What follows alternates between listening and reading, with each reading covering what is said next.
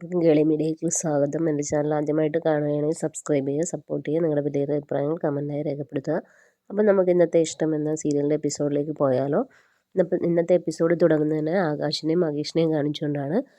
ആകാശ് മഹേഷിനെ അങ്ങനെ തെറ്റിദ്ധരിച്ച് തന്നെ പറഞ്ഞുകൊണ്ടിരിക്കുകയാണ്. അപ്പം മഹേഷ് പറയുകയാണ്, എനിക്ക് എൻ്റെ ഭാര്യയുണ്ട്.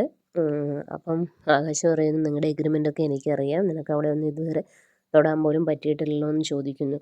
അപ്പം മഹേഷ് പറയുന്നു, നിനക്ക് എന്താ സ്നേഹത്തെപ്പറ്റി അറിയുന്നത്, അങ്ങനെ സ്നേഹത്തെപ്പറ്റിയൊക്കെ പറയുന്നു. ഞങ്ങൾ അതിർവരമ്പുകളൊക്കെ പൊട്ടിച്ച് കിടന്നു എന്നൊക്കെ പറയുന്നു. അപ്പോൾ നീ പോടാ, നീ എൻ്റെ മുമ്പിൽ നിൽക്കില്ലെന്ന് മഹേഷ് ആകാശിനോട് പറയുകയാണ്. അങ്ങനെ മഹേഷ് തിരിഞ്ഞു നിന്ന് ആകാശ് ഇറങ്ങിപ്പോവുകയാണ്. ആകാശ് നേരെ രചനയുടെ അടുത്തേക്ക് ചെല്ലുകയാണ്. രചനയോടും പൊട്ടിത്തെറിക്കുകയാണ്, നീ അവനും തമ്മിൽ ഒരു രാത്രി എന്തായിരുന്നു പരിപാടി, ഇങ്ങനിപ്പോൾ കാണിച്ചു തരാമെന്നും പറഞ്ഞിട്ട് ഫോൺ എടുത്ത് ഇഷിതയെ വിളിക്കാൻ തുടങ്ങുന്നു. അപ്പോൾ രചന പറയുന്നു, നിങ്ങൾക്ക് എന്താ ഭ്രാന്താണോ, ഇഷിതയെ വിളിക്കണ്ട എന്ന് പറയുന്നു, ഞങ്ങൾ തമ്മിലൊന്നും ഉണ്ടായിട്ടില്ല എന്നൊക്കെ അവൾ പറയുന്നു. പക്ഷേ ആകാശ് ഒന്നും കേൾക്കുന്നില്ല.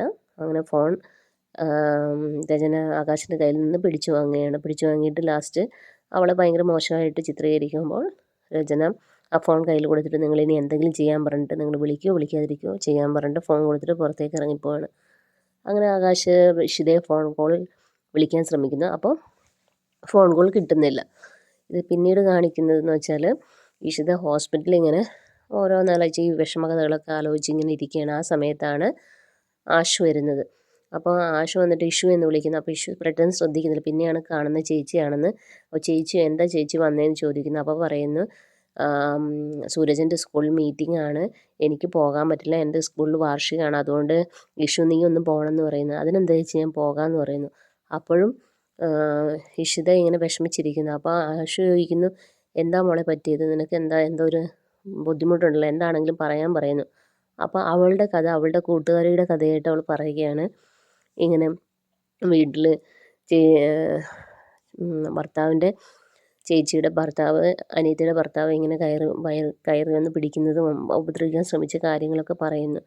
അപ്പോൾ ആഷു പറയുന്നു, മോളെ അത് ഭർത്താവിൻ്റെ അടുത്ത് ഇതുവരെ പറഞ്ഞില്ല, ഭർത്താവ് സ്ഥലത്തില്ല എന്ന് പറയുന്നു. അപ്പോൾ ആഷു പറയുന്നു, അത് പറയണം, അവനെതിരെ കേസ് കൊടുക്കണം എന്നൊക്കെ പറയുന്നു. അവളെ പറഞ്ഞ് മനസ്സിലാക്കാൻ പറയുന്നു. ഈ സമയത്ത് തന്നെയാണ് അവിടെ മയൂരിയും കടന്നു വരുന്നത്. മയൂരി അപ്പോൾ ഇവർ പറയുന്നതെല്ലാം ശ്രദ്ധിച്ച് കേട്ട് നിൽക്കുകയാണ് പുറത്ത്. അതിനിടയിൽ മയൂരി വരുന്ന സമയത്ത് ഇഷിത പറയുന്നു, കുറച്ച് ഒരു 5 മിനിറ്റ് വെയിറ്റ് ചെയ്യൂ, ഇപ്പോൾ വിളിക്കാം എന്ന് പറഞ്ഞു. അങ്ങനെ മയൂരി പുറത്ത് നിൽക്കുമ്പോഴാണ് ഇവിടെ കഥകളൊക്കെ പറയുന്നത്. ശരിക്കും ഇഷിതയുടെ കഥയായിട്ടല്ല പറയുന്നത്, അവളുടെ ഫ്രണ്ടിന് സംഭവിച്ച കഥയായിട്ട് പറയുന്നത്. അങ്ങനെ ആഷു അതിനെല്ലാം തക്ക പ്രതിവിധി പറഞ്ഞു കൊടുത്തിട്ട് തിരിച്ചു പോവുകയാണ്. അപ്പോൾ തിരിച്ചു പോയിട്ടും ഇഷിത ഇങ്ങനെ വിഷമത്തോടെ ഇരിക്കുന്നു. ആ സമയത്താണ് മയൂരിയും കടന്നു വരുന്നത്. മയൂരി വന്നത് വേറൊന്നിനുമല്ല, അവളുടെ അമ്മയുടെ ട്രീറ്റ്മെൻറ്റിന് വേണ്ടിയിട്ടാണ്. സിറ്റി ഹോസ്പിറ്റലിൽ എന്തോ ഫ്രീ ട്രീറ്റ്മെൻറ്റ് ഉണ്ട്, അപ്പോൾ അതിന് അപേക്ഷ കൊടുക്കാൻ വന്നതാണെന്ന് പറയുന്നു. അങ്ങനെ ഇഷിത അതെല്ലാം ശ്രദ്ധിക്കുന്നു, നോക്കുന്നു. ഞാൻ ശരിയാക്കാം, ഇതിൽ അഡ്രസ്സും ഫോൺ നമ്പറും ഉണ്ടല്ലോ എന്ന് ചോദിക്കുന്നു. ഉണ്ടെന്ന് പറയുന്നു. അപ്പോൾ പെട്ടെന്നാണ് മയൂരി പറയുന്നത്, നേരത്തെ പോയത് ഡോക്ടറെ ചേച്ചിയാണോ എന്ന് ചോദിക്കുന്നു. അപ്പോൾ ഇഷിത പറയുന്നത്, അതെ.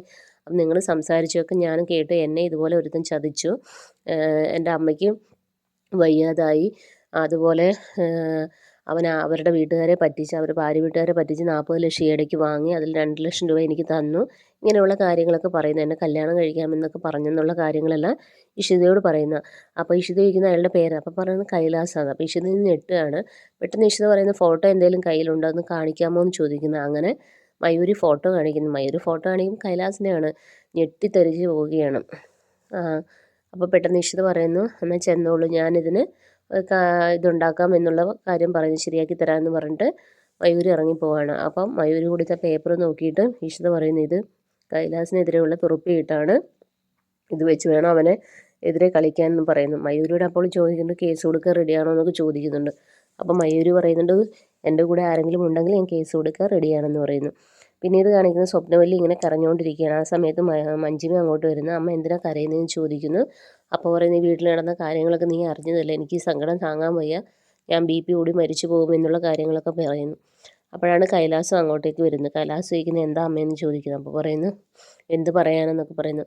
അമ്മയുടെ വിഷമം മാറാൻ നമ്മൾ ഒരു കോമഡി പടം കാണാൻ പോകാമെന്ന് പറയുന്നു. നമുക്ക് 3 പേർക്കും വേണ്ടി ടിക്കറ്റ് ബുക്ക് ചെയ്തിട്ടുണ്ടെന്ന് പറയുന്നു.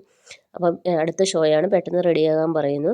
ചിപ്പിയെ 100-ലാക്കിയാൽ മതിയെന്ന് കൈലാസ് മഞ്ജിമയോട് പറയുകയാണ്. ശരിയെന്ന് പറയുന്നു. അപ്പോൾ അവരൊക്കെ റെഡിയായും പോയ സമയത്ത് ഇവൻ്റെ ഉള്ളിൽ ഉള്ള ചിന്തയെന്ന് വെച്ചാൽ ഇഷിത ഈ രാത്രി ഉപയോഗിക്കണം, അതിനു വേണ്ടിയിട്ടുള്ള പരിപാടിയാണ്. അങ്ങനെ പിന്നീട് കാണിക്കുന്ന മഹേഷിനൊരു കോൾ വരുന്നതാണ്. മഹേഷ് കോളർ വിനോദാണ്. അപ്പം വിനോദ് കാര്യങ്ങൾ ഇങ്ങനെ പറയുകയാണ്, ചേച്ചിക്ക് എന്തോ സംഭവിച്ചിട്ടുണ്ട്, എന്തോ തക്കതായ രീതിയിലുള്ള എന്തോ കാര്യം, പക്ഷേ ചേച്ചി അത് പറയുന്നില്ല എന്നുള്ള കാര്യമൊക്കെ പറയുന്നു. അപ്പം അങ്ങനെ പറയുന്ന എടുത്താണ് എപ്പിസോഡ് അവസാനിക്കുന്നത്. നാളത്തെ എപ്പിസോഡിൽ കാണിക്കുന്നത് വെച്ചാൽ ഇവർ സിനിമയ്ക്ക് പോകുന്നു. സിനിമയ്ക്ക് പോകുന്നതിൻ്റെ ഇടയിൽ കൈലാസ് ഇറങ്ങി വരികയാണ്. അപ്പം ഇഷിത ഡ്രസ്സ് മാറുന്നതിൽ അവളെ കടന്നു പിടിച്ച് കട്ടിലേക്കൊക്കെ വലിച്ചെറിയുന്ന രംഗങ്ങളും മഹേഷ് കടന്നു വരുന്ന രംഗങ്ങളൊക്കെയാണുള്ളത്. അപ്പോൾ എല്ലാവരും വെയിറ്റ് ചെയ്യുക നാളത്തെ എപ്പിസോഡിനായി. Okay, bye bye, thank U.